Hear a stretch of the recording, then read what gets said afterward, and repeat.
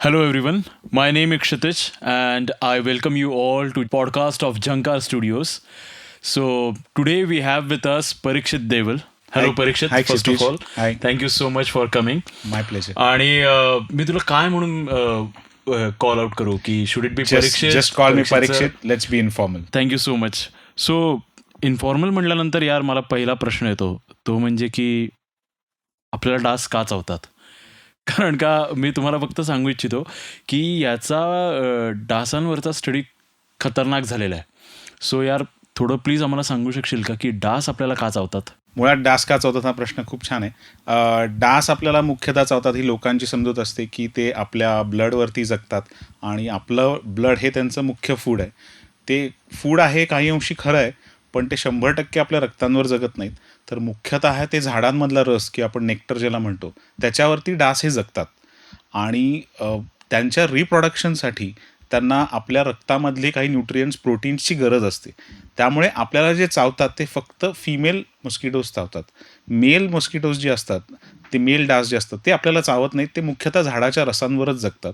पण female mosquitoes जे असतात ते आपल्याला चावतात, आपल्या रक्तामधलं प्रोटीन ते शोषून घेतात आणि मग त्यांना रिप्रोडक्शनसाठी अंडी घालण्यासाठी त्याचा उपयोग होतो. म्हणून मुख्यतः आपल्याला डास हे चावतात.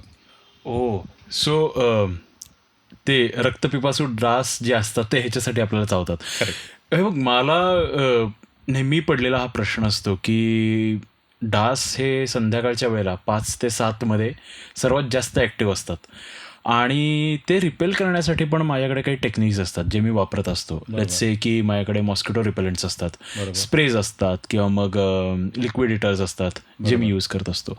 तुझी स्वतःची एक कंपनी आहे जी या सगळ्या ह्याच्यामध्ये काम करते. बरोबर. त्याचं नाव फार अतरंगी भारी आहे. बरोबर. त्याचं नाव आम्हाला एकदा सांग सगळ्यांना. Right. तू ते नाव का ठेवलंच एक सांग. आणि दुसरी एक गोष्ट म्हणजे की ते तू सस्टेनेबल बनवलंयस ह्या सगळ्या माहोलमध्ये. बरोबर. तू ते सगळं सस्टेनेबल बनवलंयस. बरोबर. व्हॉट मेड यू थिंक की ते आपल्याला सस्टेनेबल बनवावं लागलं. बरोबर. मी पहिल्यांदा सांगतो की माझ्या कंपनीचं नाव आहे लिब्रेमॉस इंडिया. इथे तुम्ही त्याचे प्रॉडक्ट्स बघताय. तर लिब्रेमॉस हे नाव कुठनं आलं, तर जेव्हा मी हे प्रॉडक्ट बनवलं तेव्हा त्या प्रॉडक्टचं नाव काय ठेवायचं असा मी जेव्हा विचार करत होतो तेव्हा मॉस्किटो रिलेटेड किंवा मॉस रिलेटेड खूपशी नावं ही ऑलरेडी घेतलेली आहेत. तर मी त्याच्यावर बराच विचार केला. तेव्हा असं मला लक्षात आलं की लिब्रेमॉस ह्याचा शब्द आपण जर नीट बघितला तर लिब्रे इज फॉर लिबर्टी आणि Mos is for mosquito. Oh. So idea was to get liberty from mosquitoes. हे लिब्रेमॉस म्हणून नाव होतं. पण त्याच जोडीने मी त्याला एक थोडीशी शाब्दिक कोटी अशी केली आहे की मी स्वतः स्पॅनिश भाषा शिकवत असल्यामुळे मला स्पॅनिश भाषेचं थोडं ज्ञान आहे. त्यामुळे लिब्रेमोस असा त्याचा उच्चार स्पॅनिशमध्ये आहे. तर त्याचा अर्थ असा होतो की लेटस गेट फ्री. आता तर लेटस गेट फ्रीचेही काही अर्थ असू शकतात की नॉट ओनली फ्रॉम मॉस्किटोज पण from chemicals that we inhale around आणि from the diseases that spread because of the mosquitoes. तर ह्या सगळ्यापासून सुटका होण्याच्या दृष्टीने लिब्रेमॉस असं मी त्याचं नाव ठरवलं आणि ते फॉर्च्युनेटली कोणी ऑलरेडी घेतलेलं नाही आहे. त्यामुळे मला त्याचं ट्रेडमार्कसुद्धा मिळालं आहे आणि ते मी आता रजिस्टर केलेलं आहे. आता पुढचा असा प्रश्न आहे की मी हे कशासाठी केलं. हा म्हणजे तू हे सस्टेनेबल करायचा का विचार आला तुझ्या करेक्ट करेक्ट. तर आता काय होत आहे की आपलं लाईफ हे कम्प्लिटली केमिकल्सनी इन्फ्लुएन्स्ड आहे. We are having bombarded by chemicals every day.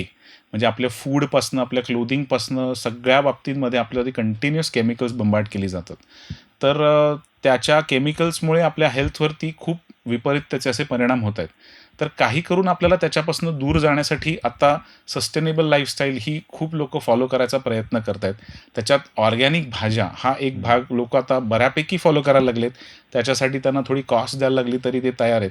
तर अशा पद्धतीने आपल्या आयुष्यामधलं आपण केमिकल कसं कमी करू शकतो. तर एक भाज्या झाल्या किंवा आता काही पुष्कळ सोप्स असे निघाले जे केमिकल फ्री आहेत किंवा बॉडी लोशन्स आहेत. असे अनेक कॉस्मॅटिक्स आहेत जे केमिकल फ्री आहेत. तसंच मॉस्किटो रिपेलंट हा सुद्धा पूर्णपणे केमिकलनी इन्फ्लुएन्स मार्केट आहे. आत्ता जे आपण लिक्विडेटर्स मॉस्किटो कॉइल्स ह्या सगळ्या गोष्टी ज्या वापरतो ह्या पूर्णतः केमिकलनी भरलेल्या असतात. तर जेव्हा मी विचार केला की आपण मॉस्किटो रिपेलंट बनवावं तेव्हा असा विचार आला की ते केमिकल फ्री असलं पाहिजे. त्यात कुठल्याही प्रकारचं केमिकल असता कामा नये. मग त्या दिशेने माझा शोध सुरू झाला. तर इसेन्शियल ऑइल्स पासनं आपण मॉस्किटो रिपेलंट बनवू शकतो हे मला माहिती होतं. मी त्याच्यावरती काही प्रमाणात वाचलंही होतं. पण एक्झॅक्टली कसं बनवायचं हे मला माहिती नव्हतं. तर माझा एक मित्र आहे त्यांनी मला त्याची हेल्प केली की मुख्यतः इसेन्शियल ऑइल्स आणि पाणी यांचं कॉम्बिनेशन आपल्याला एकत्र कसं करता येईल, इमल्सिफिकेशन कसं करता येईल, हे त्यांनी मला शिकवलं आणि मला एक बेस दिला की ते वापरून मग मी त्याच्यावरती माझा रिसर्च चालू केला की कुठली कुठली इसेन्शियल ऑइल्स मला वापरता येतील. मग त्याच्यात मला नेटवरती भरपूर माहिती मिळाली की कुठली वापरता येतील, तर त्याप्रमाणे मी त्याचा रिसर्च करत गेलो, एक एक इसेन्शियल ऑइल्स ॲड करत गेलो आणि पाण्यात मिक्स करून त्याचे रिझल्ट्स मी टेस्ट करायला लागलो, लोकांना त्याचे सॅम्पल्स द्यायला लागलो आणि त्यातनं मला चांगले फीडबॅक आले आणि मग हळूहळू वर्ष दीड वर्ष जवळजवळ मला लागलं हे डेव्हलप करायला आणि त्यातनं आत्ताचं हे जे प्रॉडक्ट आहे ते आपण पूर्णपणे सस्टेनेबल असं म्हणू शकतो, कारण त्याच्यात कुठल्याही प्रकारचं केमिकल इन्व्हॉल्व नाही आहे, फक्त इसेन्शियल ऑइल्स आणि पाणी एवढंच कॉम्बिनेशन आहे आणि ॲट द सेम टाईम त्याचा वास पण खूप प्लेझंट आहे. मगाशी बोलताना तू म्हणत होतास की 0% हार्मफुल. आपण जेव्हा ऑफ द रेकॉर्ड बोलत होतो तेव्हा तू म्हणत होतास की 0% हार्मफुल आहेत ते. सो 0% हार्मफुल म्हणजे मी जे आत्ता रिपेलंट्स वगैरे वापरतो, माझ्या ज्या घरी असतात, मोस्टली स्प्रे असतात किंवा एक लिक्विडेटर्स असतात, ते कार्सिनोजेनिक असतात असं तुझं म्हणणं होतं. बरोबर. याबद्दल थोडं एक्सप्लेनेटरी करू शकतो का? काय होतं, हे मुख्यतः आपण लिक्विडेटर्स किंवा कॉइल्स किंवा अगरबत्त्या ह्या सगळ्या ज्या आपण लावतो त्याच्यामध्ये मुख्यतः काही प्रमाणात पॉइझन त्यांनी ऍड केलेलं असतं, कारण का त्यांनी डास मरतात. राईट, बरोबर. फक्त रिपेल होणं हा त्याच्या मागची ऍक्शन नसून ते डास मारणं एक्झॅक्टली हे मुख्यतः ते जाहिरात करत असतात. आपण जाहिराती बघितल्या तर ते बटन दाबल्यानंतर डास मरून पडतात अशाच जाहिराती केलेल्या असतात. त्याच्यासाठी त्यात भरपूर प्रमाणात त्यांना केमिकल्स घालावी लागतात. ओके. आणि त्या केमिकल्सचा जेव्हा धूर होतो तेव्हा तो धूर आपण इन्हेल करत असतो आणि तो आपल्या लंग्सला अफेक्ट करत असतो आणि त्याच्यामुळे त्यातनं भविष्यामध्ये कॅन्सर डेव्हलप होण्याची शक्यता असते. तर त्याच्यावरती भरपूर प्रमाणात रिसर्च झालेत. काही रिसर्चनुसार तर आपण ज्या कॉइल्स जाळतो त्या बंद खोलीमध्ये जर आपण एक कॉइल जाळली तर 100 सिगरेट ओढल्या इतका दुष्परिणाम आपल्या लंग्सवरती होतो असा त्यांचा क्लेम आहे. तर नुसता कॅन्सर हा एक नाही, तर प्रोलॉंग जेव्हा आपण यूज करतो, डे इन डे आउट आपण जेव्हा हे लिक्विडेटर्स रिपेलंट्स वापरत असतो केमिकल बेस्ड, तेव्हा ते न्यूरोलॉजिकल डिसऑर्डर्स सुद्धा त्याच्यातनं डेव्हलप होऊ शकतात. आणि लहान मुलं आणि मुख्यतः मोठी सिनियर सिटीजन जी असतात त्यांना त्याचा परिणाम लगेच जाणवत असतो. त्यामुळे हे वापरणं अत्यंत धोकादायक आहे असं मला वाटतं. हो, कारण का म्हणजे मला आत्ता तू जेव्हा म्हणालास की लहान मुलं, तेव्हा मला त्या सगळ्या जे रिपेलंट्स म्हण किंवा जे किल करणारे ज्या गोष्टी असतात त्या सगळ्यांच्या ॲडव्हर्टिजमेंट्स आठवत आहेत. बरोबर. आणि if you pay closer attention to everything तर तुम्हाला आया दिसतात त्याच्यामध्ये, लहान मुलं दिसतात, बरोबर, आणि त्यांना चावणारे डास दिसतात. बरोबर. आणि त्यांना रिपेल करणं किंवा त्यांना मारून टाकण्यासाठी जे काही तुम्ही गोष्टी वापरत असतात, कॉइल्स म्हणा किंवा मग रिपेलंट्स म्हणा, ते सगळे असे आहेत बरोबर जे तू म्हणालास तसे की बरोबर. कार्सिनोजेनिक आहेत. बरोबर. आणि ते म्हणजे you are not aware of it ते कार्सिनोजेनिक आहेत म्हणून. करेक्ट. पण यामध्ये अजून एक प्रश्न मला असा पण पडला होता की तू मगाशी म्हणालास की हे कार्सिनोजेनिक आहेत. तुझ्याकडे काही एखादी केस स्टडी वगैरे अशी आहे का ज्याच्यामध्ये तुला असं वाटतं की ना ते कार्सिनोजेनिक जे काय झालं त्याच्यामुळे ते काही प्रमाणामध्ये हार्मफुल इफेक्ट्स काही तुला माहिती आहेत का जे झालेत, किंवा रिसर्च काही तुला माहिती आहे का? बरोबर. याच्यावरती भरपूर रिसर्च मी म्हणलं तसा झालेला आहे. आपण पेस्टिसाइडचं उदाहरण जर बघितलं तर अनेक लोक घरांमध्ये पेस्ट कंट्रोल करतात आणि त्याची उदाहरणं आपण पेपरामध्ये वाचतो की पेस्ट कंट्रोल केलं आणि रात्रभर त्या घरात झोपले आणि दुसऱ्या दिवशी ते मेलेले आढळले. तर ते अतिशय हार्मफुल पेस्टिसाइड्स असतात. तर त्यातलीच काही प्रमाणात पेस्टिसाइड ह्या डिफ्युजरमध्ये किंवा ह्याच्यामध्ये घातलेली असतात, लिक्विडेटर किंवा कॉइल्समध्ये वापरलेली असतात. राईट. त्याच्यामुळे तीच केमिकल आपण तेवढ्या मोठ्या प्रमाणात जरी नसलो इनहेल करत तरी थोड्या प्रमाणात इनहेल करतो आणि त्याचा लॉंग टर्म परिणाम आपल्याला खूप मोठा असतो. काय होतं, हे इमिजिएटली आपल्याला ते लक्षात येत नाही की आत्ता आपण हे बटन दाबले आणि आपले आत्ता डास गेलेत, आत्ता आपण सुखात आहोत, याचा अर्थ आपल्याला धोका कसलाही नाही अशी लोकांची समजूत असते. पण काय होतं, ओव्हर द पिरियड जेव्हा आपण ते इनहेल करतो तेव्हा त्यातनं कॅन्सर किंवा असे दुष्परिणाम आपल्या शरीरावरती होण्याची शक्यता खूप दाट असते, पण ते लोकांच्या लक्षात येत नाही. हे तू बोलत असताना मला एक खूप इंटरेस्टिंग गोष्ट वाटते, ती म्हणजे कॉज आणि इफेक्टची. जे तू मगाशी पण म्हणत होतास आणि आत्ता पण म्हणालास की रिपेल होणं किंवा ते फक्त रिपेलच होत नाही, ते मरून समोर पडतात. बरोबर आहे. सो यू नो की ते मरून पडलेत, दिस इज वर्किंग. करेक्ट. सो तुम्हाला तिथेच एक प्रूफ मिळून जातं आणि तिथे कुठेतरी एक ट्रस्ट इश्यू बरोबर बिल्डअप होऊन जातो की मला हे वापरल्यानंतर हे मरून पडतंय म्हटल्यानंतर हे चांगलं आहे. करेक्ट. त्याच्या मागचं मला ताबडतोब त्याचं सोल्युशन मिळतं. So Correct. I don't have to think more about it. म्हणून मी नेहमी catch-22 सिच्युएशन म्हणतो, राईट की लोकांना असं वाटतं की आत्ता मला डासांपासून रिलीफ मिळाला पाहिजे, मला रात्रीची झोप मिळाली पाहिजे, भविष्यामध्ये कॅन्सर होईल नाही होईल कोणाला माहितीये.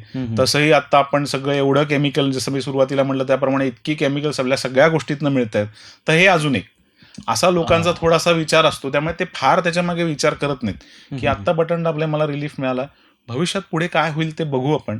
या विचाराने लोक बिनधास्त ते वापरतात, पण त्याच्या मागची भूमिका ते समजून घेत नाहीत की नुसते दुष्परिणाम आपल्यावर होणार नसतात, तर आपल्या मुलांना आणि आपल्या सिनियर सिटीजन्सनाही होणार असतात त्याचे दुष्परिणाम. आणि ते त्यांना लगेच जाणवणार. तुम्हाला मे बी 25, 30, 40 वर्षांनी जाणवणार आहेत, पण पुढच्या येणाऱ्या पिढ्यांना ते परिणाम फार लवकर जाणवणार आहेत. आणि आता आपण बघतोय दुष्परिणाम कसे नवीन पिढीमध्ये तयार होत आहेत ते. हो. तू म्हणाल्यानंतर मला एकदम स्ट्राईक झालं. माझ्या ओळखीत एक जण होते, त्याची आई मुळात कॅन्सरने पीडित होती. आणि असं झाल्यानंतर मी त्याच्याशी अशी चर्चा करत होतो की म्हणजे त्या काकू तर म्हणजे नॉनव्हेज खात नाहीत ना, त्यांचा काही व्यसनांशी काही संबंध होता, काहीच संबंध नाही. Steel she was having lung cancer. अच्छा. आणि it is a very interesting thing for me की काहीही न करता लंग कॅन्सर कसा निर्माण होऊ शकतो. बरोबर. अशा वेळेला मी त्याला विचारल्यानंतर त्यानं सांगितलं की अरे, since he is also a scientist, he said की पोल्युशन वाढलंय, पोल्युशन वाढल्यानंतर सगळ्या बाकीच्या गोष्टी पण वाढलेल्या आहेत आणि तुम्हाला माहितीही नसतं कुठनं कार्सिनोजेनिक्स गोष्टी तुमच्या आजूबाजूला येत असतात, जे तुम्हाला कॅन्सर देण्याकडे प्रवृत्त करतात. सो मला तू जेव्हा ही गोष्ट म्हणालास की mosquito repellent, I never thought की mosquito repellents can be an ingredient in cancer. I always thought की मला त्याच्याने मलेरिया नाही होणार आहे, मला त्याच्याने डेंग्यू नाही होणार आहे, सो आय एम सेफ. म्हणजे कसं आहे, मी जेव्हा काही डॉक्टरांकडे जातो तेव्हा मला आश्चर्य वाटतं की डॉक्टरांच्या ओपीडीमध्ये सुद्धा त्यांच्या मागे सुद्धा असे लिक्विडेटर्स लावलेले असतात. म्हणजे तेव्हा मला खरंच आश्चर्य वाटतं की डॉक्टरांना माहितीच आहे दुष्परिणाम काय आहेत, तरी सुद्धा ते कसे वापरतात. मी ॲक्च्युली एका डॉक्टरला विचारलं पण होतं की हे तुम्ही कसं काय लावताय, तुम्हाला माहितीच आहे. तो म्हटला नाही, मला एवढं काय ते सिरियस वाटत नाही. त्यामुळे त्यांना त्याचं खरं गांभीर्य जाणवतच नाही. अच्छा. त्यांच्या मते हे नाही एवढं असं काही प्रॉपगंडा, मीडिया प्रॉपगंडा एवढं काही नसतं, पण प्रत्यक्ष आपण खूप प्रमाणात इनहेल करतोय आता. म्हणजे हे बटरफ्लाय इफेक्ट सारखंच वाटतं मला. स्लोली ते बिल्डअप होऊन जाणार आणि मग एक दिवशी त्याचा तो बस्ट आउट होऊन जाणार आहे. आणि त्यात मला एक थोडासा पॉईंट ऍड करावा असं वाटतो की काय होतं, जसं आपण म्हणतो इम्युनिटी येते, तसं त्या डास हळूहळू त्या केमिकल्सला किंवा पॉयझन्सला इम्युन होतात आणि ते इव्हॉल्व्ह होतात आणि मग त्यांनी ते मरेनासे होतात. तर तुम्ही बघितलं असं उदाहरण, तर काही लिक्विडेटर्स वरतीच डास बसलेले असतात, ते मरत नाहीत. तर ते का असं होतं, तर ते इम्युन होतात, त्या वासाला इम्युन होतात, त्या केमिकल्सला इम्युन होतात, पॉयझनला. मग ते इव्हॉल्व्ह होतात. मग आता त्यांना मारण्यासाठी ते अजून पॉयझनस करतात, कारण अशी ती डिग्री ऑफ पॉयझन ते वाढत चाललंय. कारण नाही ते मरणार कसे, आणि रिझल्ट इन्स्टंट दिसला पाहिजे. क्लायंटला बटन दाबलं की पुढच्या 5 मिनिटात ते डास मेलेले दिसले पाहिजेत. मग त्याच्यासाठी ते केमिकलचं प्रमाण वाढवत जातात. मला हा टिपिकल नेहमी प्रश्न विचारला जातो की हे तू जे रिपेलंट बनवलंयस, हे थोड्या दिवसांनी डास त्याला इम्युन होतील, त्या वासाला मग काय उपयोग तुझ्या याचा. परफेक्ट.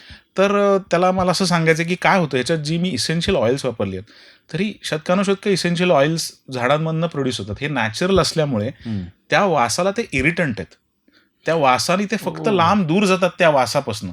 जोपर्यंत मी मारत नाहीये तोपर्यंत त्याची इम्युनिटी त्यांना डेव्हलप नाही होत. बाय नेचर ते इव्हॉल्व्ह नाही होत. तो फक्त वास त्यांना आवडत नाही म्हणून त्या वासापासून ते दूर जातात. त्या वासाने थोडेसे ते डिसओरिएंट होतात आणि मग ते अवॉइड करतात त्या एरियामध्ये जाण्याचं. त्यामुळे त्याला ते इम्युन होण्याची शक्यता खूपच कमी आहे.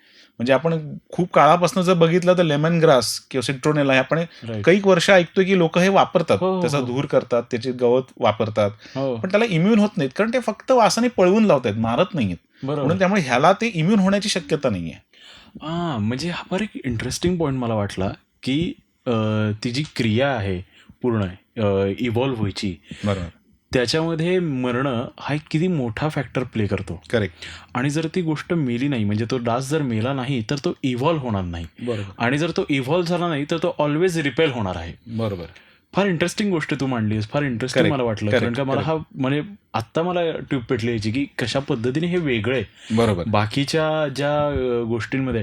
कारण का मला असं कळतं की the companies are least caring about the customers that are using this आणि त्यांच्या हेल्थसाठी. बरोबर आहे. त्यांचं मूळ उद्दिष्ट हेच असेल की डास मरून पडतोय का नाही. बरोबर. बट आणि त्या सगळ्या प्रोसेसमध्ये बट ऑब्विसली ते केमिकल्स हार्श बनवत जाणं वगैरे आणि मग त्याच्याने एक इव्हॉल्व जे होतं तू म्हणालास की ते होतंय. फार इंटरेस्टिंग आहे ही गोष्ट. करेक्ट. ह्या गोष्टीबद्दल मला एक माझी केस स्टडी पण आठवते की माझ्या एका मित्राकडे एक पेट होतं, डॉग का कॅट होता असं काहीतरी. आणि जे बाजारात असलेलं जे स्प्रेज असतात बरोबर. तसं स्प्रे त्याच्याकडे होतं आणि एक लिझर्ड आली होती, पाल आली होती त्याच्या घरी आणि त्या पालीवरती त्यानं मारलं वगैरे ते आणि ती पाल कालांतराने बाहेर गेली त्या बाथरूममधनं आणि ती पडली बाहेरच, बाथरूमच्या बाहेरच पडली आणि ती बहुतेक अर्ध मेलेल्या अवस्थेतच होती. तर ह्याची जी पेट होती, कुत्रं का मांजर, ते तिथनं पास होत होतं आणि त्यानं ते फक्त वास घेतला त्याचा आणि त्यानं ते लिक केलं आणि after a point or two he started having that, म्हणजे त्यानं खायला लागलं. बट ऑब्विसली ते खाद्य आहे म्हणून. बरोबर. आणि झालं असं की कालांतराने 2-3 दिवसांमध्ये त्याला उलट्या व्हायला लागल्या त्या पेटला, त्याला खूप त्रास व्हायला लागला आणि मग ते it went on like high degree. मग त्याला हॉस्पिटलाइज करावं लागलं आणि हॉस्पिटलाइज करून मग त्याला परत हे सांगितलं गेलं की मग काय झालं नेमकं, असं काही खाद्य, कारण का दे वर व्हेरी स्ट्रिक्ट अबाउट त्याचं मील आणि हे सगळं गोष्टी. मग त्याच्यातनं फाइंड आउट झालं की असं एक स्प्रे त्यांनी वापरला ज्याचा दुष्परिणाम त्यांच्या डॉगवरती झाला, त्यानं खाल्लं किंवा त्या कॅटनी खाल्लं आणि ते मरून पडले.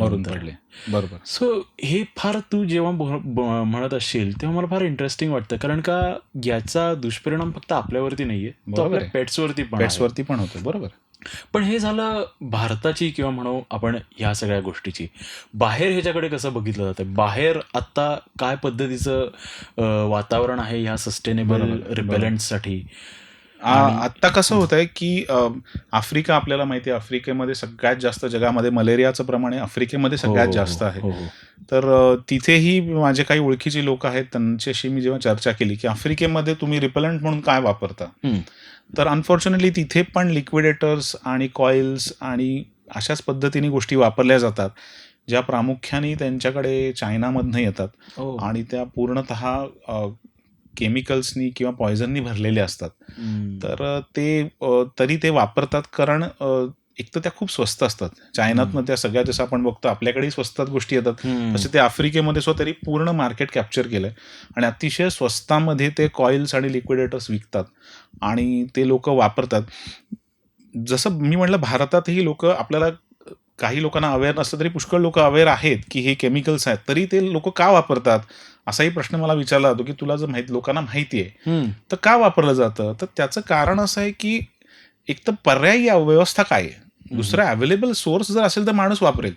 आता तसे सस्टेनेबल सोर्सेसच अवेलेबल नाही आहेत. बरोबर. तसेच आफ्रिकेमध्येही नाही आहेत किंवा जगामध्ये आपण अमेरिकेसारख्या देशामध्ये जरी बघितलं तरी आहेत नॅचरल हर्बल अशी प्रॉडक्ट्स लोक विकतात, पण त्यांचं प्रमाण केमिकलच्या तुलनेत जर आपण बघितलं तर अत्यल्प आहे.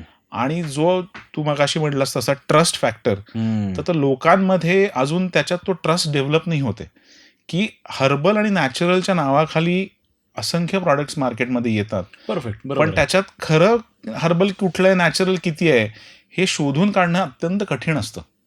सो तुझं असं म्हणणं की नॅचरल आणि हर्बल वेगळं आहे थोडंफार प्रमाणात, म्हणजे ऍक्च्युली काय त्याची डेफिनेशन इतकी वेग आहे, असं प्रिसाईज डेफिनेशन कुठेच नाही की ह्याला नॅचरल म्हणायचं का हर्बल म्हणायचं. पण या मोठ्या कंपन्या काय करतात, नॅचरलच्या नावाखाली एक लेमन ग्रास किंवा कुठेतरी सिट्रोनेला असा थोडासा अंश त्याच्यामध्ये टाकतात आणि म्हणतात हे आमचं नॅचरल आहे. इवन ती जी इसेन्शियल ऑइल्स वापरतात तर ती सुद्धा कशा पद्धतीने एक्स्ट्रॅक्ट केली आहेत ह्याच्यावरती पण खूप अवलंबून असतं. जेव्हा लेमन ग्रासच्या गवतापासून किंवा सिट्रोनेलापासून जेव्हा आपण ऑइल एक्स्ट्रॅक्ट करतो, तर ते ऑइल एक्स्ट्रॅक्ट करण्याच्याही काही पद्धती आहेत. त्याच्यात सॉल्व्हंट बेस्ड पद्धती पण आहेत. त्यामुळे सॉल्व्हंट वापरून जर तुम्ही ते एक्स्ट्रॅक्ट केलं तर त्या इसेन्शियल ऑइल्सची क्वालिटी कमी होते, त्यात बेसिकली केमिकल मिक्स होतं. तर मी सुद्धा जेव्हा सुरुवातीला केलं तेव्हा काही इसेन्शियल ऑइल्स घेतली, ती सॉल्व्हंट बेस्ड होती, मला माहिती नव्हतं. पण ती सॉल्व्हंट बेस्ड असल्यामुळे त्याच्यामध्ये ते 2 लेअर सेपरेट होताना तुम्हाला दिसतात, चक्क 2 लेअर सेपरेट होतात ऑइल आणि सॉल्व्हंटचे. तुम्हाला ते शेक करून परत मिक्स करावे लागतात. अच्छा. तर तशा पद्धतीने नॅचरल म्हणतात आणि विकतात, पण त्यात ऍक्च्युली सॉल्व्हंट असतात आणि दिसाला तुम्हाला किंवा वास आपण म्हणू, वासावरती लेमन ग्रास जर मी उदाहरण घेतलं तर दोन्ही मला सेमच वाटतात वास घेतल्यानंतर. पटकन फरक कळत नाही. सामान्य माणसाला तर फरक कळणं शक्य नाही. पण त्यामुळे ते कॉस्टमध्ये त्याच्या प्रचंड तफावत असते. हां. त्यामुळे ती स्वस्तात मिळतात खूप. अच्छा. सो मग माझ्यासारख्या व्यक्तीला ज्याला याच्याबद्दल काही माहिती नाही असं धरूयात, त्यानं ह्याकडे कसं बघितलं पाहिजे? म्हणजे जर मला हर्बल बेस्ड चांगली मॉस्किटो रिपेलन्स म्हणा, असे जर मला हवे असतील, तर कशा पद्धतीने मला त्याच्यामधलं डिफरन्शिएट करता यायला पाहिजे? एक म्हणजे आपण म्हणू ढोबळ पद्धतीने. बरोबर. ते थोडंसं कठीण आहे. म्हणजे कारण त्याच्यावरती इन्ग्रेडियंट्स जे लिहितात त्याच्यावरनं आपल्याला त्याचा अंदाज लावणं खूप कठीण असतं. थोडंसं ते ट्रायल आणि एररवरतीचं तुम्ही प्रत्यक्ष वापरून बघा. त्याच्यावरनं तुम्हाला अंदाज येईल की आता मला त्या वासावरनं पुष्कळ वेळा कळू शकतं की ह्याच्यात काही केमिकल्स घातली आहेत का नाही आहेत. आता सामान्य माणसाला ते कळणं थोडंसं कठीण आहे. पण त्याला दुसरा काही पर्याय नाही. म्हणजे वापरून बघणे एवढा एकच त्याच्यावरती पर्याय आहे की तुम्ही वापरून बघा. कारण लेमन ग्रास, मी लेमन ग्रास वापरतो, तेही लेमन ग्रास वापरतात. पण असा फरक कळणं कठीण आहे की मी कुठल्या क्वालिटीचं लेमन ग्रास वापरतोय, ते कुठल्या क्वालिटीचं वापरतात, हे असं कळणं फार कठीण आहे. अच्छा.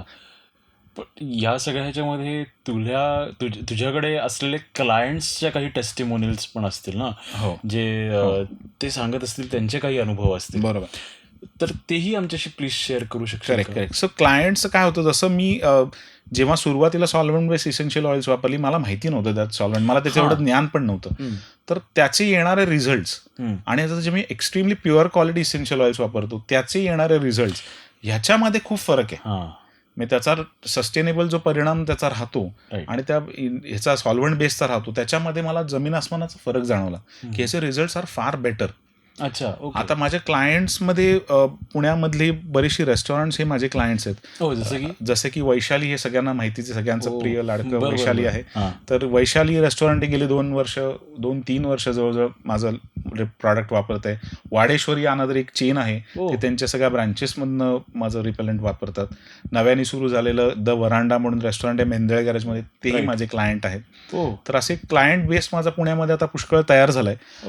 हर्बल प्रॉडक्ट विकताना किंवा नॅचरल विकताना हे थोडंसं मार्केट करणं थोडं कठीण जातं. कारण तू मगाशी म्हणलास त्याच पॉईंटमध्ये, ट्रस्ट हा थोडासा एक भाग असतो जो लोकांना पटकन विश्वास नाही ठेवत. बरोबर. की हे तुम्ही म्हणता नॅचरल, हे पण नॅचरल, मग तुमचं जास्त चांगलं काय. बरोबर. तर ते जेव्हा लोक वापरतात तेव्हा त्यांना त्याचा परिणाम जाणवतो की ह्याचा इफेक्ट किती चांगला आहे, आणि मग त्यांना हळूहळू त्याच्यावरती विश्वास बसायला लागतो. तर काही आता डॉक्टर्स आहेत, ते त्यांच्या ओपीडीमध्ये माझे प्रॉडक्ट वापरतात, जिथे वेटिंग रूम त्यांची असते तिथे वापरतात, किंवा त्यांच्या स्वतःच्या केबिनमध्ये ते वापरतात, लिक्विडेटर काढून हे वापरतात. किंवा काही पुण्यामध्ये एक आयुर्वेदिक हॉस्पिटल आहे, त्यांनी त्यांच्या रूम्समध्ये ऍक्च्युली हे डिफ्युजर आहे, मी दाखवीन नंतर कसं वापरायचं, ते डिफ्युजर त्यांनी लावलेलं आहे लिक्विडेटरच्या जागी, आणि त्यांना त्याचे खूप चांगले परिणाम मिळाले. काही रिसॉर्ट्स आहेत पुण्याबाहेर सुद्धा, ते त्यांच्या रिसॉर्ट्समध्ये सुद्धा हे वापरतात. माझ्याकडे काही टेस्टिमोनियल्स पण आहेत, ती मी नंतर शेअर करीन. डेफिनेटली. त्यांना त्याचा खूप छान उपयोग होतोय. हे जरी तुझे एक्झिस्टिंग कस्टमर्स असं आपण धरूया, किंवा क्लायंट्स असं धरूया, पण पोटेन्शियल काय वाटतंय तुला एकतर, आणि कुठपर्यंत हे काय म्हणतात त्याला एनलार्ज होऊ शकते, हे पिक्चर केवढं एनलार्ज होऊ शकतं? लोकांना थोडंसं कल्पना येण्याच्या दृष्टीने सांगतो की मस्किटो रिपेलंट मार्केट किती मोठं आहे. असं जर कोणी विचारलं तर भारतामध्ये अंदाजे 8 ते 10 हजार कोटीचं मार्केट हे मॉस्किटो रिपेलंटचं फक्त मार्केट आहे. आणि त्यातलं मेजॉरिटी मे बी 90%, 95% हे केमिकल बेस्ड आहे, आणि त्यांनी कम्प्लिटली ऑक्युपाईड आहे. लिक्विडेटर्सचं मार्केट हे सगळ्यात मोठं आहे त्याच्यातलं. कारण काय, ईज ऑफ यूज ह्या दृष्टीने लोक ते वापरतात. पोटेन्शियल क्लायंट म्हणले तर, तसं म्हणलं तर प्रत्येक माणूसच हा माझा क्लायंट आहे. पण जिथे जिथे डास आहेत, जसं मी मगाशी आपण ऑफ द रेकॉर्ड बोलताना म्हणलं की आइसलंड हा जगामधला एकमेव देश आहे जिथे डास नाही आहेत. बाकी जगातल्या प्रत्येक देशामध्ये डास आहेत. पोटेन्शियल क्लायंट हा प्रत्येक जगातला माणूस हा क्लायंट आहे. पण सुरुवात करताना इन्स्टिट्यूशनल सेल करणं जरा सोपं असतं, कारण तिथे रिझल्ट त्यांना पटकन दिसतात. प्रत्येक माणसाला कन्व्हिन्स करणं हे थोडंसं कठीण असतं. त्यामुळे रिसॉर्ट्स किंवा हॉस्पिटल्स, एज्युकेशन इन्स्टिट्यूट्स हे पोटेन्शियल माझे क्लायंट्स इमिजिएटली आहेत. रिसॉर्ट्स मी का म्हणतो, कारण रिसॉर्ट्स ही मुख्यतः अशा ठिकाणी असतं जिथे गर्द झाडी असते किंवा पाण्याची जागा असते, आणि तिथे डास हे हमखास असतातच, आणि त्यांच्या येणाऱ्या कस्टमर्सना डास हे कायम चावत असतात. तर ते काहीतरी शोधत असतात की काय आपल्याला याच्यातनं काढता येईल उपाय, तर त्यांच्याकडे लिक्विडेटर शिवाय दुसरा उपाय काही नसतो. बरोबर. पण तेव्हा त्यांचे मोठे डायनिंग हॉल्स किंवा मोठे लॉन्स अशा जेव्हा जिथे एरियाज असतात किंवा मॅरेज हॉल्स आपण म्हणलं जे लॉन्स असतात, तर तिथे त्यांना ह्या कशाचाच उपयोग होत नाही. बरं. आणि मग अशा ठिकाणी माझं प्रॉडक्ट हे खूप छान काम करतं. तिथे मी काय करतो की मोठे स्प्रेज असतात जे आपण पेस्टिसाइड्सला वगैरे वापरतात, तर ते कार्यक्रमाच्या साधारणतः एक अर्धा तास आधी मी त्यांना सांगतो की तुम्ही सगळीकडे स्प्रे करा. बरं. त्यामुळे मगाशी मी जसं म्हटलं झाडात लपलेले जे डास असतात ते पहिले पळून जातात. बरं. ते दिवसभर बसलेले असतात, ते अंधार झाले की पहिले अटॅक करतात, त्यामुळे ते पळून जातात. बरोबर. मग दुसरा साधारण एक तासाभर आधी सूर्यास्ताच्या वेळेला मी त्यांना सांगतो पुन्हा एकदा स्प्रे करा. जे नव्याने जे येणारे डास असतात ते येत नाहीत. असं साधारणतः अजून एक अर्ध्या पाऊण तासाने एकदा केलं, 2 किंवा 3 वेळा जर स्प्रे केलं तर मात्र रात्री 11-12 पर्यंत तुमचा कार्यक्रम चालला तरी डास पुन्हा चावत नाहीत. मी मग कोणतरी म्हणलं की मी एवढं 3-3 वेळा कोण स्प्रे करणार. बरोबर आहे. तर मी मगाशी म्हटलं तसं की थोडेसे एफर्ट्स ह्याच्या मागे मात्र आहेत की तुम्हाला कॅन्सर नको असेल तर थोडे एफर्ट्स आहेत. थोडेसे एफर्ट्स आहेत. थोडे एफर्ट्स सस्टेनेबल लाईफला तुम्हाला जायचं असेल सस्टेनेबल करायचं असेल तर तुम्हाला थोडे एफर्ट्स मात्र त्याच्यात घ्यावे लागतील, पण त्याचे परिणाम मात्र तुम्हाला खूप छान मिळू शकतात. अच्छा, मगाशी थोडंसं बोलताना तू लार्वेबद्दल पण म्हणाला होतास की कसं ते चिवट असतं. मला हा पडलेला एक खूप महत्त्वाचा प्रश्न आहे जो मी खूप आधी विचारायला पाहिजे होता, पण आपलं इन्फॉर्मल असल्यामुळे लेट्स गो बॅक. मला सांग की ते जून-जुलैमध्ये हे सर्वात जास्त प्रमाणामध्ये डास थैमान घालतात. बरोबर. आणि ॲज यू सेड की अलास्कामध्ये पण आता डास वाढायला लागले आहेत. तर ह्या लार्व्यांचं काय असतं, म्हणजे हे कशा पद्धतीने काय असतं, डासांची पद्धत कशी असते की जेव्हा ते अंडी घालतात ते मुख्यतः पाण्याच्या जागीच कुठेतरी अंडी घालतात. आणि कसं होतं, जसं पावसाळ्यानंतर समजा अंडी घातलेली असेल, पाणी जेव्हा ड्राय होतं तेव्हा ती अंडी मात्र तशीच राहतात. जेव्हा पाणी असतं तोपर्यंत अंडी हॅच असतात, पण त्यानंतर ते पाणी गेल्यानंतर ती ड्राय झाल्यानंतर अंडी मात्र तशीच राहतात. जवळजवळ पुढच्या पावसाळ्यापर्यंत सुद्धा ती अंडी वर्षभर तशीच राहू शकतात. जेव्हा परत पाऊस पडतो तेव्हा पाण्याची लेवल जेव्हा वाढते तेव्हा त्या अंड्यांना जेव्हा पाणी मिळतं तेव्हा त्यातनं ते लार्वी हॅच होतात आणि परत डास होतात. त्यामुळे आपण जेव्हा म्हणतो की 1-2 पाऊस पडले की एकदम डास येतात, तर ते आले कुठनं, तर ती अंडी आधीचीच असतात. तर त्यांना पाणी मिळालं की मात्र ती अंडी इमिजिएटली हॅच होतात. तू जे अलास्काचं उदाहरण म्हणलास ते मी पूर्वी रीडर डायजेस्ट हे आपल्याकडे खूप पॉप्युलर मॅगझिन होतं, तर लहानपणी आम्ही ते खूप वाचायचो होतं. तर त्याच्यात एक असं आर्टिकल होतं की तो अर्थातच तिथे थंडीमध्ये 8 महिने जाता येत नाही, तर जेव्हा उन्हाळ्यातले 4 महिने त्याचे ते काय लॉग हाऊस किंवा तिथे त्याचं होतं तेव्हा तो जेव्हा तिथे जायचा उन्हाळ्यामध्ये, जेव्हा टेम्परेचर 0च्या वर यायची तेव्हा तिथे तो म्हणायचा की इतके डासांचे मोहोळ उठायचे, कारण एकदा टेम्परेचर 0च्या वर गेलं की बर्फ वितळला की त्या डासांना इतकं छान टेम्परेचर मिळतं की ते डास त्यातनं हॅच होतात आणि मोठ्या प्रमाणात मोहोळ उठल्यासारखे डास येतात. म्हणलं म्हणजे पाठ दिसत नाही समोरच्याची, एवढे डास भरलेले असतात. असं त्यात एक आर्टिकल मी वाचलेलं होतं. त्यामुळे सुटका कोणाचीच नाही आहे डासांपासून. ते त्यांचं सस्टेनेबल लाईफस्टाईल, ते त्यांचं लाईफस्टाईल सस्टेनेबल होतं. पण मग तुझ्याकडे असे प्रॉडक्ट्स पण आहेत जे वॉटर मध्ये पण आपण घालून यूज करू शकतो असं वगैरे आहे? कसं आहे, हे वापरायचं कसं, तर त्याच्यात एक पद्धत अशी आहे की तुम्ही बादलीभर पाण्यामध्ये यातली 2 बुचकं घालून तुम्ही फरशी पुसून घेऊ शकता. बरोबर. त्यामुळे त्याचा वास जितका वेळ राहतो तितका वेळ ती डास किंवा माशा किंवा बारीक बारीक कीटक त्याच्यातनं येत नाही. आता आपण डासांविषयी बोलतोय, पण ह्याच्यामध्ये मी एसेन्शियल ऑइल्स वेगवेगळे ट्रायल्स केल्यामुळे त्याच्यापासून डास, माशा, मुंग्या, पाली, हे सगळ्या गोष्टी त्याच्यापासून जातात. आता आमच्या इथे एक जण होते, त्यांच्या इथे खिडकीच्या बाहेर मधमाशांचं पोळं छोटंसं झालं होतं. राईट. त्यांनी ते स्प्रे केलं तर त्या माशा तिथनं उडून गेल्या आणि मग त्यांनी ते पाडून टाकलं. बरोबर. तर ते अशा प्रकारचे अनेक कीटकांना चिलटं, बारीक बारीक चिलटाचा खूप त्रास होतो आपल्याला. केळींवरती जे शक्यतो बसणारे असतात, तर असे बारीक बारीक कीटक असतात, त्यांनी ते सगळे हे कीटक त्यांनी पळून जातात. सो परीक्षित, मला फक्त या प्रॉडक्ट्सबद्दल सांग. एकतर ते कसे यूज करायचे हे सांग, आणि त्यांना वापरायची मेथड जी आहे बरोबर ती कशा पद्धतीने. आता ह्याच्यामध्ये काय वेगवेगळ्या साईज, बेसिकली प्रॉडक्ट एकच आहे पण हे वेगळ्या पॅकिंगमध्ये मी दिलेलं आहे. ओके. तर एक 100 ml ची बाटली असते, जी आपली सॅनिटायझरची स्प्रे बॉटल असते त्या प्रकारचीच ही स्प्रे बॉटल आहे. ह्याच्यामध्ये फक्त वरती एक स्प्रे असतो, तो आपण स्प्रे केला की त्यातनं स्प्रे उडतो, इतकं सिम्पल आहे. हे मुख्यतः आपण प्रवासात किंवा आपण रेस्टॉरंटमध्ये जिथे जातो तिथे आपल्याला मुख्यतः पायाला डास चावतात. राईट. तर किंवा बसमध्ये आपण जातो तिथेही पायाला, ट्रेनमध्ये पायाला चावतात. बरोबर. तर हे तुम्ही पायाच्या भोवतीच मारून ठेवलं तर तिथे तुम्हाला डास चावत नाही. ओके. त्यामुळे तिथे हा 100 ml स्प्रेचा ह्या बाटलीचा खूप उपयोग होतो, कारण हे खूप हँडी आहे. बरोबर म्हणजे आहे, बरोबर सगळीकडे आहे. प्रवासात तुम्हाला घेऊन जाता येतं. हो त्याच्यानंतर ही 1/2 लिटरची स्प्रे बॉटल आहे. हो. ती कुठलीही स्प्रे बॉटल ॲक्च्युली चालते. हम्म. त्याच्यामध्ये हे लिक्विड तुम्ही भरू शकता. पण मी देताना एक 1/2 लिटरची स्प्रे बॉटल देतो. हम्म. तर त्याचं जसं आपण फुलांवर किंवा झाडांवर औषधं मारण्यासाठी जे स्प्रे बॉटल अवेलेबल असतात, तशी मार्केटमध्ये भरपूर अवेलेबल आहेत. ती कुठलीही स्प्रे बॉटल तुम्ही वापरू शकता. पण मी देताना 1/2 लिटरची स्प्रे बॉटल देतो. हम्म. त्याचं पुढचं नॉझल असतं ते आपण ॲडजस्ट करू शकतो 2-3 पद्धतीने. त्याला ॲडजस्ट केल्यानंतर त्याचा स्प्रे उडतो. ओके. टिपिकल स्प्रे टाईप तो स्प्रे आहे. तर ह्याचा उपयोग घरगुती आपण करू शकतो. आपल्या रूम्समध्ये, बेडरूम्समध्ये जिथे आपल्याला डासांपासून प्रोटेक्शन हवं आहे, तिथे आपण स्प्रे केला तर तिथले डास जे लपलेले असतात ते पळून जातात. त्याचा इफेक्ट साधारण 2 ते 3 तास टिकतो. मुख्य याचा परिणाम जोपर्यंत वास आहे तोपर्यंत डास येत नाहीत, हे त्याचं समीकरण आहे. बर. त्यामुळे हे आपण घराचा जिथे एंट्रन्स असतो आपला, हम्म. तिथे जरी आपण स्प्रे करून ठेवलं तरी त्या एंट्रन्स मधले डास पळून जातात, जेणेकरून ते घराच्या आत येत नाही. बरोबर. आता कॉमनली मला विचारला प्रश्न होतो की रात्रभर जर मला परिणाम हवा असेल तर मी काय करू. तुम्ही म्हणता 2 ते 3 तास किंवा फार तर फार 4 तास त्याचा इफेक्ट राहतो. तर रात्री उठून मी परत थोडी स्प्रे करणार आहे. बरोबर. तर त्याच्यासाठी उत्तर असं आहे की त्याच्यावर मी बराच जेव्हा रिसर्च केला की वेगवेगळे प्रकारचे डिफ्युजर्स मी वापरून बघितले, तर तेव्हा माझ्या लक्षात आलं की एअर डिफ्युजर हा जो आहे हम्म. हा सगळ्यात जास्त चांगला मला त्याचा परिणाम जाणवला. ओके.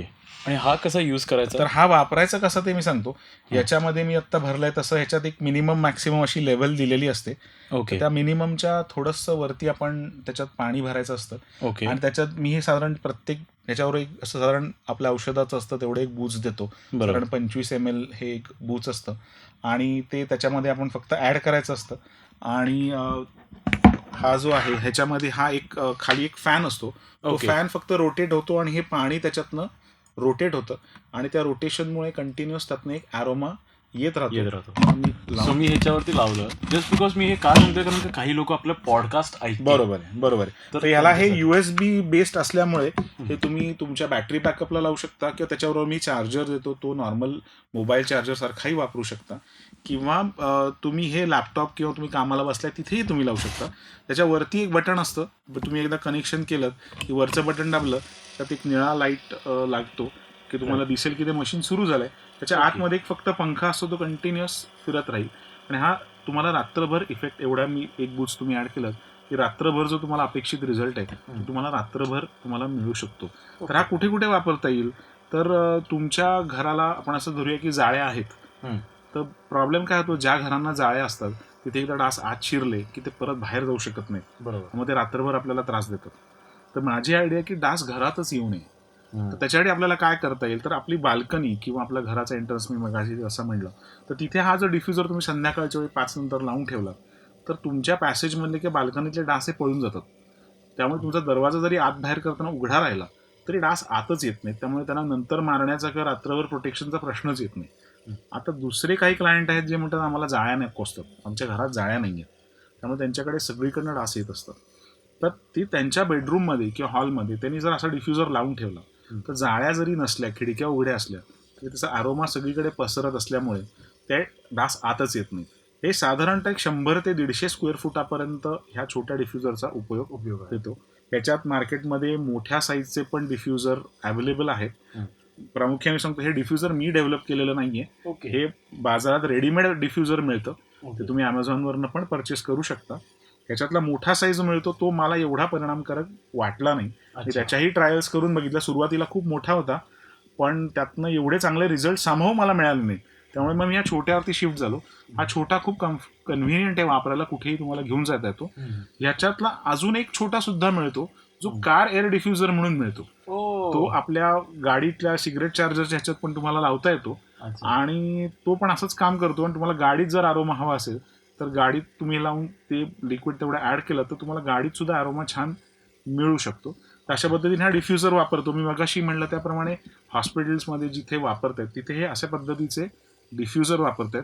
मी मगाशी वरांडा रेस्टॉरंटचं उदाहरण दिलं तर त्यांच्याकडे त्यांना माशांचा खूप सिव्हिअर प्रॉब्लेम होता. तर त्यांनी हे अशा प्रकारचे 6 डिफ्युजर त्यांच्या रेस्टॉरंटमध्ये लावले, तुम्ही जाऊन बघू शकता. आणि त्यांच्याकडे आता माशांचा प्रॉब्लेम टोटली एलिमिनेट झालेला आहे या डिफ्युजरमुळे. अशा पद्धतीने हा डिफ्युजर अनेक ठिकाणी तुम्हाला वापरता येऊ शकतो. आता या डिफ्युजरवर मी साधारणतः एक 1/2 लिटरचा रिफिल पॅक देतो, ज्याच्यातनं तुम्ही हे 25 ml रोज ॲड करू शकता. तो साधारण एक टेंटेटिव्हली महिनाभर तुम्हाला हा अर्धा लिटरचा पॅक पुरायला हरकत नाही. त्या पद्धतीने मग जास्त असेल तर 1 लिटर किंवा रेस्टॉरंट किंवा इन्स्टिट्यूशन्सना मी 5 लिटरचे पॅक्स अवेलेबल करून देतो.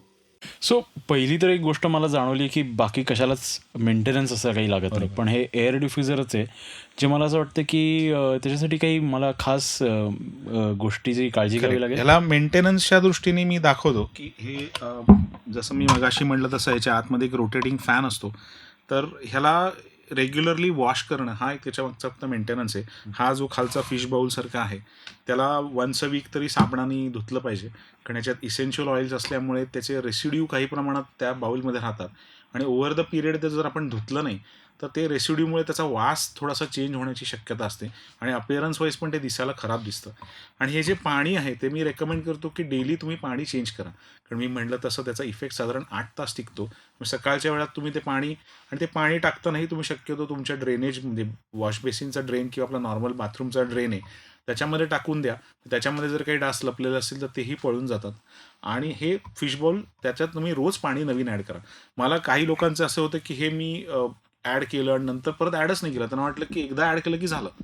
तर तसं नाही, हे तुम्हाला डेली ॲड करायचं आहे. एकदा ॲड केलं की साधारण 8 तास इफेक्ट टिकेल एवढं आपल्याला गणित त्याचं लक्षात ठेवायचं आहे. त्यामुळे रोज पाणी चेंज करा आणि हे रोज तेवढं पाणी भरून रोज तेवढं ॲड करा. फक्त हे वन्स अ वीक तुम्ही स्वच्छ साबणाने धुवा, पाणी रोज चेंज करा आणि ह्याच्या खाली जो फॅन आहे तो पण सेपरेट होतो, तोही स्वच्छ धुवा. ही वरचा जो पांढरा भाग आहे त्याला फक्त पाणी लावू नका, कारण त्याच्या आत मोटर असते, ती पाण्यात बुडली तरी मोटर शॉर्ट होऊन मोटर खराब होऊ शकेल. हे खालचा फॅन पण तुम्ही धुवू शकता आणि असेंब्ली अगदी सोपी आहे. झालं की हे तुम्ही फक्त त्याच्यात परत इन्सर्ट करू शकता आणि हे तुमचं काम झालं. एवढाच त्याच्यात मेंटेनन्स किंवा काळजी घेण्याचा भाग आहे. तसे हे खूप चायनीज आहेत पण हे अतिशय चांगले चालतात. 2-2, 3-3 वर्ष वापरतोय पण अजून एकही मशीन बंद पडलेलं नाही आहे. राईट. इंटरेस्टिंग आहे फार. पण यार हे मला प्रॉडक्ट्स वगैरे कुठे मला मिळतील? म्हणजे आता फॉर एक्झाम्पल माझ्यासारखा जो यंगस्टर आहे त्याला ऑन अ क्लिकवरती बरोबर हवे असतात. तर मी हे काय केलंय, जरा स्टोअर्समध्ये पण काही अवेलेबल मी ऑफकोर्स ठेवलेलं आहे, ओके. पण Amazonवरती पण मी हे प्रॉडक्ट ठेवलेलं आहे. Oh, great. Amazonवरती तुम्ही लिब्रेमॉस म्हणून जर सर्च केलं तर तुम्हाला ते प्रॉडक्ट मिळेल. तिथे अच्छा. आत्ता मी फक्त अर्धा लिटरची ही जी स्प्रे बॉटल आहे ओके. ती ठेवली आहे, पण ती me do it your self आपण ज्याला म्हणतो त्या हो. फॉर्मॅटमध्ये ठेवली आहे. हां. तर त्याच्यात फक्त कॉन्सन्ट्रेट खाली तळालं असतं. हां. तुम्हाला त्याच्यात अर्धा लिटरपर्यंत फक्त तुमचं पाणी भरायचं असतं की ते लिक्विड शेक केलं की तुमचं लिक्विड तयार होतं. ओके. सो लिब्रेमॉस हे Amazonवरती अवेलेबल Amazonवरती अवेलेबल आहे. हे महत्वाचं आहे. आणि पुण्यामध्ये कुठे कुठे मला मिळू शकेल? पुण्यामध्ये काही ठराविक मेडिकल स्टोअर्समध्ये मी दिले. खूप मोठी चेन अशी माझी नाहीये, पण दोराबजी सारख्या मोठ्या स्टोअर्समध्ये मी ठेवलंय. ओके. डेक्कनवरच्या व्हीनस स्टोअर्समध्ये आहे ओके. आणि मग काही मेडिकल स्टोअर्समध्ये पण अवेलेबल आहे. अच्छा. सस्टेनेबल लाईफ स्टोअर म्हणून आपल्या कर्वेनगरला एक जे कर्वेनगर. दुकान आहे त्यांच्याकडे पण अवेलेबल आहे. ओके. सो ह्या सगळ्या ठिकाणी मला ते मिळू शकतं. Correct. At least मला असं वाटतं पुण्याच्या हार्ट मध्ये आहेत हे बरोबर. 3-4 ठिकाणी. आणि पुण्यामध्ये मी कोणालाही पोचवू शकतो. म्हणजे मला जर अच्छा. कोणी फोन केला तर मी पुण्यामध्ये कुठेही डिलिव्हरी देऊ शकतो, काही प्रॉब्लेम नाही. सो तुला इंस्टाग्रामवरनं फेसबुकवरनं रिच आउट केलं तरी चालू शकतं? करेक्ट. नॉट ओनली पुणे, म्हणजे ऑल ओव्हर इंडिया कुठेही शिपिंग, मी म्हटलं तसं कॉन्सन्ट्रेट फॉर्ममध्ये पाठवत असल्यामुळे भारतात कुठेही शिपिंग करणं हा काही मोठा कठीण भाग नाहीये. राईट. परफेक्ट.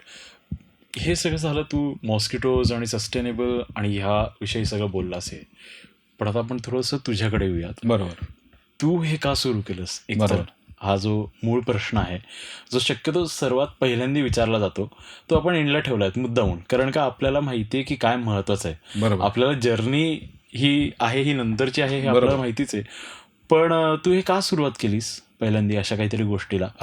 कसं झालं की माझं शिक्षण हे खूप वेगळं आहे. मी हो. इलेक्ट्रॉनिक्स मध्ये मी BE केलंय आणि हो. माझं MS कम्प्युटर सायन्समध्ये झालंय, पण माझं शिक्षण आणि ह्याचा तसा काही संबंध नाहीये. पण मला इनोव्हेशनची थोडी आवड आहे.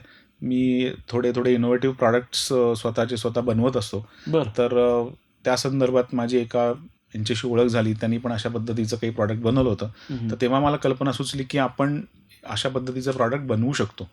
तर मी सुरुवातीला म्हटलं तसं की इमल्शन हा त्यातला एक जो मोठा क्रायटेरिया आहे ते मला माहिती नव्हतं कसं करायचं. तर ते मी जेव्हा एकाकडनं शिकून घेतलं, कारण ह्याच्यामध्ये कसं असतं, जेव्हा आपण इमल्सिफायर हे जो प्रकार असतो तो पाणी आणि तेल मिक्स करणं, आपल्याला माहिती आहे पाणी आणि तेल एकत्र होत नाहीत. बरोबर. तर त्याच्यासाठी इमल्सिफायर वापरावे लागतात. बरं. तर तेही हर्बल असणं माझ्या दृष्टीने फार गरजेचं होतं. Right. कारण ते जर मी केमिकल बेस्ड, तर केमिकल बेस्ड म्हणजे काय, अल्कोहोल असतं. अल्कोहोल वापरलं तर तेल आणि पाणी मिक्स करू शकतो, पण बरोबर. मला ते नको होतं. मला 100% हर्बल असं इमल्सिफायर पाहिजे होतं, तेही मला मिळालं. त्याच्यामुळे त्याच्यातनं हे प्रॉडक्ट तयार झालं. त्या जर्नी म्हणताना हे जरी मी म्हणलं तसं मला बेस मिळाला तरी ह्या इथपर्यंत येणं थोडंसं कठीण होतं, कारण त्याच्यावरती R&D मला भरपूर करावं लागलं. मी म्हटलं तसं वेगवेगळी इसेन्शियल ऑइल्सची मी जेव्हा माहिती वाचली की ते इसेन्शियल ऑइल्स घ्यायचं, पण त्याचं प्रमाण त्यात सगळ्यात महत्वाचं आहे की प्रत्येक तेलाचं प्रमाण किती ठेवायचं हे त्याच्या मागचं फार मोठं गणित आहे. बरोबर. कारण वेगवेगळी तेलं जरी चांगली असली तरी जेव्हा ती एकत्र येतात त्यांचा जो एकत्र वास आहे तो प्लेझेंट राहायला पाहिजे. हो खरंय. नुसता वास प्लेझेंट राहून चांगला नाही, वास खूप छान येते पण डासच जात नाहीये, खरंय तरी त्याचा उपयोग नाही, किंवा डास जात आहेत पण वास प्लेझेंट नाहीये तरी उपयोग नाहीये. कारण आता मी म्हणलं तसं मी खूप प्रॉडक्ट्स अमेझॉनवरनं मुद्दामून जे नॅचरल हर्बल असे मिळतात ते मुद्दामून मी विकत घेतले. आणि म्हणलं काय विकतात ते तरी बघूया. राईट. मी लोकांना दाखवलं तर वास अत्यंत घाणेरडे आहेत, खूप उग्र तरी असतात, फार विचित्र वास असतो. कारण हे कायमची कंप्लेंट असते. म्हणजे डास जातात की नाही माहित नाही पण माणसं नक्की पळून जातात, इतके भयंकर वास असतात. त्यामुळे मी म्हटलं की नाही माझ्या प्रॉडक्टचं वास मात्र खूप छान असला पाहिजे. म्हणजे हा ॲज अ रूम फ्रेशनर म्हणून सुद्धा वापरता आला पाहिजे. जरी डास नसले, समजा एखाद्या माझ्याकडे डास नाही पण त्याला रूम फ्रेशनर म्हणून वापरावं असं वाटावं. आणि गंमत म्हणजे माझ्याकडे असे खूप कस्टमर आहेत जे केवळ वासासाठी येतात. ते म्हणतात आम्हाला वास अतिशय आवडतो, डास असोत नसोत आम्हाला त्याची इतकी सवय झाली की दुसरं काही नको वाटतं, हे आम्हाला पाहिजे. शोधत येतात. म्हणजे सुरुवातीला जी नेहमी नॉर्मली लोक 100 ml ची बॉटल घेतात, मग अर्धा लिटरचं घेतात, मग 5 लिटर घेतात, असं एक एक टप्प्याटप्प्याने जातात. कारण मग ते म्हणतात एकदा 5 लिटर घेतलं की बरेच दिवस मला बघायला नको, मला कंटिन्युअस स्प्रे करायला मला याचा उपयोग होतो. त्यामुळे तसं लोकांना खूप वाटतं. तर सुरुवातीला मी जेव्हा ट्रायल्स करत होतो त्याच्यात महत्त्वाचं मी म्हटलं इमल्सिफिकेशन, तर ते थोडं मला कठीण गेलं. कारण त्याच्यात मुख्य कसं असतं की जेव्हा ते इमल्सिफिकेशन चुकतं तेव्हा ऑइल आणि पाणी लेअर सेपरेट होतात. आणि सुरुवातीला मला असे खूप प्रॉब्लेम यायचे की असे पिवळा जाड थर यायचं त्याच्यावर, खाली पाणी आणि वर तेल, ते मिक्सच व्हायचं नाही. त्यामुळे असे मी कित्येक लिटर माझे फेकून दिलेत, कारण ते चुकायचं मला माहीत नव्हतं. म्हणजे हळूहळू परत ट्रायल करत करत करत जेव्हा मला ते प्रपोर्शन परफेक्ट जमलं, त्याला जवळजवळ 1-1.5 वर्ष गेलं. तोपर्यंत मी विकायला सुरुवात केली होती. लोकांना थोडंसं कन्व्हिन्स करायचं की थोडंसं शेक करून घ्या, वापरा, असं थोडंसं कन्व्हिन्स करून. वास चांगला आहे तो, पण ते दिसायला व्हिज्युअली थोडा अपिअरन्स त्याचा वाईट. आता ह्याच्यात बघितलं तर तसं पिवळे थर त्याच्यावर दिसत नाहीत. आता पूर्वी असे जाड पिवळे थर यायचे, पण ते हळूहळू इव्हॉल्व्ह होत गेलं. मग त्याचे स्टिकर्स पण मी डिझाईन करत करत बदलत आताचा हा वेगळा स्टिकर आहे, पूर्वीचा थोडा वेगळा होता. आणि कसं ह्याची स्पेसिफिक ठोस माहिती अशी कुठे मिळत नाही की कसं करा. आम्ही नेटवरती इमल्सिफिकेशनवरती भरपूर वाचलं, पण अशी ठराविक स्पेसिफिक माहिती कोणी सांगत नाही. म्हणजे माहिती असेल तरी मे बी नेटवरती ते पब्लिश करत नसतील. त्यामुळे त्याला ट्रायल एरर, R&D हा खूप मोठा त्याच्या मागचा भाग होता. यार दिस इज सो अमेझिंग. कारण का असं काहीतरी बघणं, त्याच्यातनं इन्स्पिरेशन घेणं, त्याच्यावरती स्वतःहून R&D करणं, एक प्रॉडक्ट बनवणं ज्याच्यामध्ये आपल्याला माहिती आहे की थोडंफार आपण ला ट्विक करावं लागतंय, मग ते ट्विकिंग काढणं आणि मग कम्प्लिटली सस्टेनेबिलिटीकडे जाणं आणि ते प्रमोट करणं प्रत्येक ठिकाणी येऊन, प्रत्येक लोकांशी बोलून, हे फार अवघड आहे. मला असं स्पेसिफिकली मला स्वतःला वाटतं. कारण का याच्यासाठी लागणारे टाईम, एनर्जी आणि याच्यासाठी लागणारी जिद्द ही नेक्स्ट लेवल आहे. कारण तू फक्त म्हणजे मी फक्त मला बोलता बोलता असं जाणवलं की तू फक्त लोकांची काळजी नाही घेतेस, पण एन्व्हायरमेंटमध्ये जे आता फॉर एक्झाम्पल माझ्यासारखे लोक आहेत ज्यांना डास का आहेत हा प्रश्न पडतो दरवेळेला, तशा लोकांसाठी पण तू एक उत्तर दिलंस की आपण फक्त रिपेल करूया त्यांना. कारण का त्यांच्यावरती पण काही एक चेन अवलंबून आहे. आणि ती जगली तर सस्टेनेबिलिटी आहे. सस्टेनेबिलिटी डझंट मीन की तुम्ही फक्त सस्टेन व्हा. इट मीन्स की को existence of everything. It's a fantastic idea that you have put forward. आणि मी स्वतः तुझा क्लायंट आहे, त्यामुळे मला माहिती आहे की कशा पद्धतीने ते वर्क होतं आणि मी स्वतः वापरलेलं आहे तुझं प्रॉडक्ट. आणि thank you so much first of all की तू इथे आलास आणि तुझ्या या प्रॉडक्टबद्दल सगळं बोललास. मला मी गॅरंटी देतो की माझी आई जेव्हा मॉस्किटो रिपेलंट लावून खोकायची, आता ती खोकत नाही. आता ती जरा बसते, तिचं ते चालू झालेलं आहे. सो तिला घरातनं बाहेर जायची वेळ अजून नाही आलेली आहे. So this change is a very minute change, but it is a very good and pleasing change to see. Thank you so much Parikshit इथे येण्याबद्दल Thank you so पहिल्यांदा तर. much. आणि I hope this podcast was entertaining as well as insightful. I hope तुम्ही आमच्या चॅनलवरती अजून येत राहाल, बघत राहाल आणि अजून असे सस्टेनेबल बिझनेसेस जे काय असतील त्यांच्याबद्दल पण तुम्हाला माहिती मिळेल. Thank you so much. Thank you Parikshit. Thank you Thank you so Kshitij. much. Thank you so much.